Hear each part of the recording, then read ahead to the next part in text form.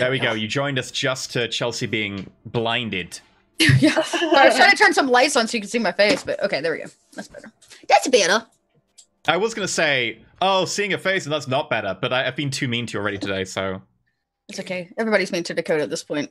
Nobody trusts her. No, that's not being mean to her. It's legitimate concerns that she is kind of a spy. Literally.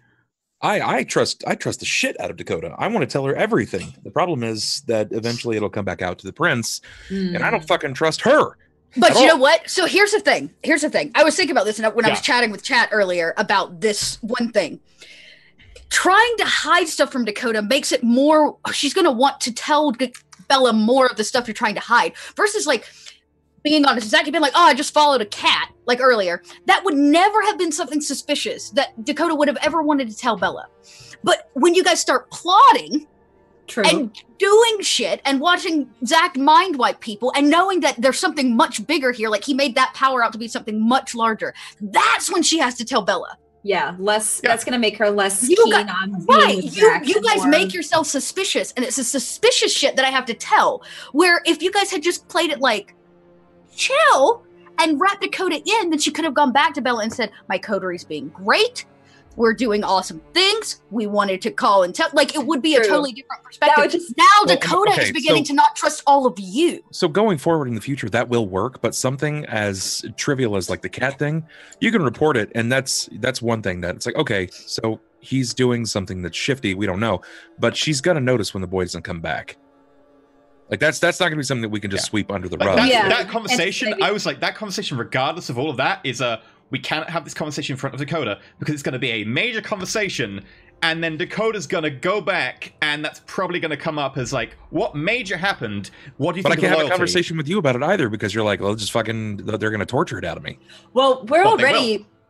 To be honest, we're already probably in trouble because if she goes back, oh yeah, we met a mage guy, we started talking to him, we mentioned that there's a Methuselah in Chicago. Exactly, that's the thing. It's like something as simple as being like, hey, I can talk to cats. Dakota would have been like, fucking awesome. That's not a big thing to her. Now it's a big thing because you tried to hide it. And now I'm going to look at Bella and go, Zach's trying to hide shit from me. I mean, for start, I'm hiding shit from you because one, she's going to understand we're all very reticent about having a spy in our midst. And two, I don't want to tell Dakota and instantly Bella by extension any just side secrets I get out. Like if I find stuff to barter with, I want to barter with it. I don't want it just coming back through Dakota. I was trying to hide the whole elder one in like open, like plain sight. That's why I literally called it a meth.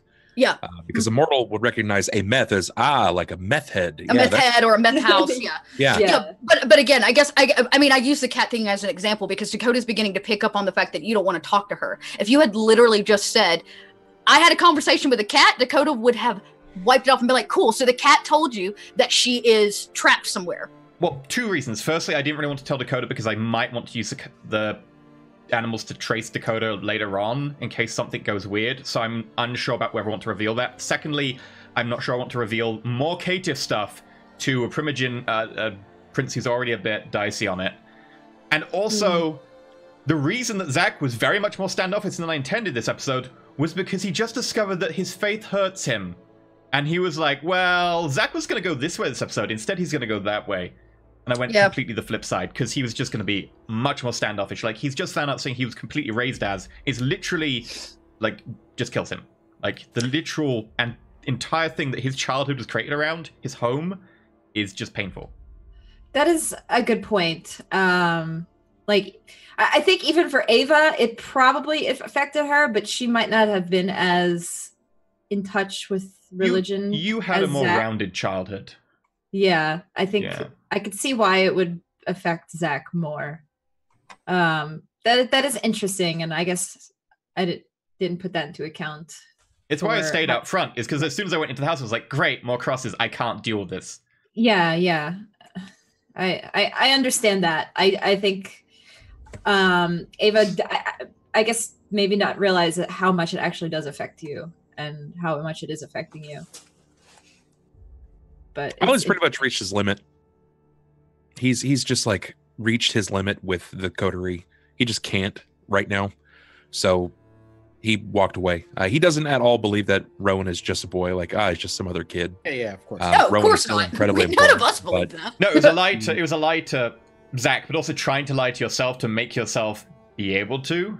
He just feels like there's no hope with them. He's afraid that he's going to have to basically do it all himself, even if that means separating himself from the coterie so that they're not hurt anymore. So does Ollie not want to bring...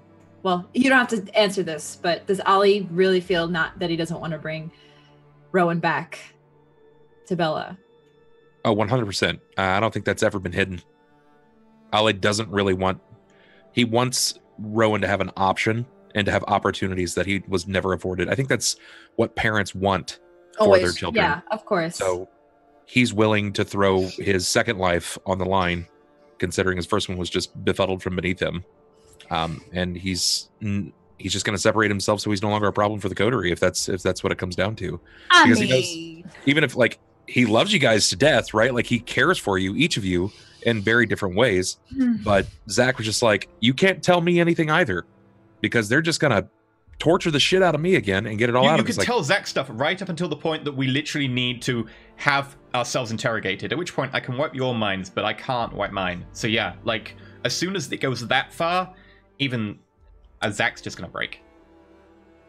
Yep, would much rather separate himself from the situation. I was about to say, Dakota's been thinking of things to say to Bella, so she's got plans, but nobody's wanted to hear them. It's likely one of those things where, like, if you would have turned back and looked at all Zach, Ollie would have been walking, but by the time, like, you glance back over to see where he was, he probably just been, like, full sprint into the woods to get away. Oh, I was going to chase you because I wanted to chat with you. Damn it. No, Zach... I might sprint after you. I very much had the thought, like, as soon as you started leaving, I was like, no, Zach's going to immediately go in. He's not going to wait. He's just going to go in immediately because you need that alone time. And also, Zach was deliberately pushing you to give you that realization of, like, if you want to conspire and stuff, we have to not get outed.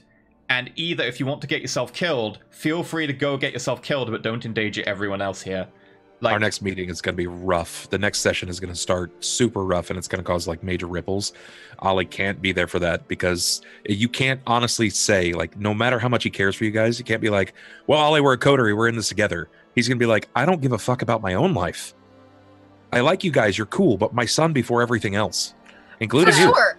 Yeah, but I think Ollie doesn't realize that we all understand that. Yeah, Yes. well, I mean, yes, it's true, but Dakota like, feels exactly the same. She would yeah. put that boy before herself, and plans to, in fact, probably to bargain to get Bella to leave that fucking child alone. He just feels like the things that he's done so far has caused harm, and Zach was just like, yeah, I'm gonna get they're gonna find out, they're gonna torture me again. It's like, well, then I just won't say anything. That's what you get for talking to Zach alone. Well, it's not been that bad up to this point. Dakota definitely has more empathy for the situation. It's tough. I'm trying to think of how Ava would feel. Technically, we're all putting our lives on the line to help Ollie right now. Like, we are all risking everything to help Ollie. So at this point, like, nope. Let's go all in. No, Zach's not risking everything. Zach risks Ava last, out of all things. I mean, Bella gave Dakota permission to go tell the coterie that we could take this trip. This is a trial. This is a second trial that she is putting us on. And if we definitely. And that's without a shadow of a doubt. And I think the moment, and obviously with the bond for Dakota, but just because she's bonded to Bella, and I think this is a misconception that a lot of conversation has been had, it's not that she's not still Dakota. It's not that she doesn't want the things that she wants, and that her personality is not there. And like I said, even in literal captivity with Bella for a month, she still thought about that boy. It was the last thing she asked about because she needed a month's time with Bella to build Bella's trust to be able to ask to go do it. True, but at the same time, you could hear how much she's basically been controlled. Like she's literally being controlled. She's like, no, she'll listen to me. It's fine. All I got to do is talk to her. I was there with her for a month. Like, what's a month to a 400- or 500-year-old vampire? Like, that's sure. Oh wow. I totally agree with you. But Dakota feels like she's connected and she close understands. and connected. Yeah. And I also think there's this piece where we have, and Dakota has finally realized it because her time with Bella proved that we have to do shit differently. Period. Oh, yeah. We are about to attack this problem exactly the way we have attacked every other problem. Every other one. And all we need to do is stop for a second and make a phone call to the person's fucking domain it is and tell her what the fuck is going on, she may have an answer. She may give us permission to do something. She may tell us to leave it the fuck alone. It doesn't matter. But the point of the matter is it covers our asses. If we do this and go this far without her permission and take that boy, the Fae will chase us back to Chicago, I bet you, and we'll be in significantly more trouble. And Dakota finally has something to fucking live for. My theory for is the first time literally ever. My theory is that the Fae have not got their hands on the boy, and it's literally Mark crossed over, Ida nicked the boy, Mark's still chasing them. Because if the Fae have control of the boy and then the boy gets nicked, then there's no. Well, then I'm trying to figure out why would a Fae have contacted us to tell us to leave us alone? If they didn't have the boy, why do they care if Ida and the boy are just running through their Matthew's bleeding heart. Matthew's like a hard bleeding heart. He doesn't want the same thing to happen to anybody else, especially. Oh, that was Matthew, not a Fae. Yeah. Oh, yeah, that was Matthew. Was my misunderstanding. Okay, I'm sorry, that was my misunderstanding. That is a protective person being protective, saying, look, I don't want them with the Fae, and I don't want them with you. Matthew's probably just biding his time, waiting for a way to deal with the vampire. Like, even without knowledge of Matthew, Zach's going to assume, based on the knowledge he was told, that that is a lackey or functionary of someone, because it's not going to be the main person coming to us if the main Fae are hundreds of thousands of years old. Because if the deal was finalized and brokered, and he got the he got the Fae blood, Mark would have been gone, and there's nothing to stop a true Fae from finding them. And also, Mark would have shown up 2 months ago. He'd have got the blood and gone, hi, bam, destroy everything. To come out and maybe lay a little metagame, not metagame, but like confirm some things so people don't feel as confused, because I do feel like this episode I might have lost, got a little too hectic, and there was a lot of information. A lot of it may have gotten muddled. Information. Yeah. That's why I was like, oh god, this feels really chaotic, because it's just like everything's kind of like leaning into one another.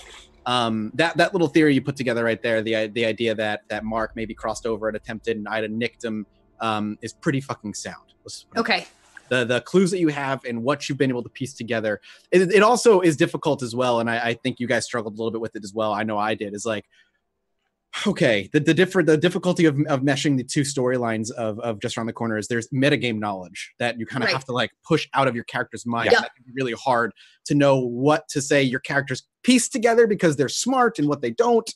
But having every bit of information that you have, the idea, I think that through line right there, that Mark made an attempt, Ida nicked him somehow, and Matthew is kind of just keeping them there because it's the only place that he knows that he has a little bit more power is the right way to go. Because to keep in mind too, out of game, changelings are bottom of the rung. They are incredibly weak supers. Kindred are above them. A changeling versus a kindred, especially an older one like Mark, the kindred's going to win almost every single time. So what is Matthew's best move here? Keep them somewhere where he has influence or knowledge of that Mark does not. Right. So what we're finding is that he's actually not in the, what we don't know. You don't know where Mark is. You don't know where Mark is. We don't know where Mark is, but we do know that Matthew is not keeping them in the same realm as the Fae. He's put them in like a pocket dimension almost. For us, they're in the hedge, I assume. Yeah. Or the place between places, if that should. The place between places. Okay, that was my thought. Okay. Yeah. Okay. No, I didn't find it too complicated. The only thing that I felt for my character was complicated was I didn't know how Matthew fit in, because I didn't know Matthew. I didn't know why this other Fae was here. I assume it was another Fae, because if it was a Fae, we all be probably dead from what the mage said. You don't know why. I mean, at a game, you don't know why Matthew is involved, other than, like you said, he's a bleeding heart. He doesn't want to see this happen to anybody else. I mean, you remember the last the last bits of hours you spent with Matthew and what he had to do and whatnot, and maybe in character, Zach assumes it's probably a low functionary or some other type of Fae, because there's winter and summer Fae, so maybe it's one or the other fighting each other. God knows. For Zach, but we already know that he doesn't want them to come with us because they're in danger. That fits in. Taking Roan back to the Camarilla is a terrible idea. Letting him I personally think giving him to mages is also a really horrible idea. I don't. I actually think it depends on the mage. That mage seemed okay. Yeah. Like, honestly, if Zach could mind wipe himself, he'd be like, Ollie, go do that. Mind wipe myself. Yeah. That's why I'm perfectly happy with having pushed Ollie away there, because I have deniability to maybe save Ava and myself and Dakota, and Butcher can, if he makes that choice, can do it scot-free. I'll tell you this, that's also not a bad thing to suggest to Bella. Because here's the thing, if I remember correctly, and this is the meta part, which is why I didn't bring it up, because Dakota doesn't know this. The conversation she had with Cammy, she's like, I don't know what to do with this boy. I don't know what we can do with him to keep him safe. She didn't want to turn him. She doesn't want to use him. The conversation she had with Cammy is like, what do you know about the boy? And I don't know what we're going to be able to do to keep him safe. We don't know what he's undergone, what he's been through. Suggesting to Bella to get the fucking boy out of their hair and potentially make Ollie a better kindred because of it by giving it to a mage may actually be a great suggestion. Having a mage having influence over a kindred in her domain, especially one that's gone and pushed the boundaries and fucked up so many times. Also, when she's now said, "Bring me back the boy," is it would undermine her control, her domination.